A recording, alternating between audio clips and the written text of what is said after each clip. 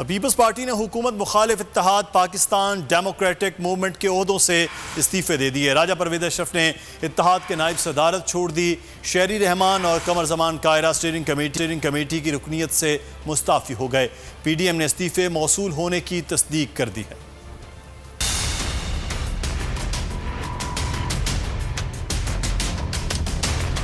PDM से रफाकतें हुई खत्म, पीपल्स पार्टी ने गिरा दिया इस्तीफों का बम। PDM ने असेंबलियों से इस्तीफे मांगे, पीपल्स पार्टी ने इत्तेहाद से ही इस्तीफे दे दिए। राजा परवेज अशरफ ने PDM के सीनियर नायब सदर के ओहदे से इस्तीफा दे दिया। शेरी रहमान और कमर जमान कायरा ने शेयरिंग कमेटी की रुकनीत छोड़ दी। बिलावल भुट्टो ने इस्तीफों की तहरीरी तौर पर मंजूरी दे दी।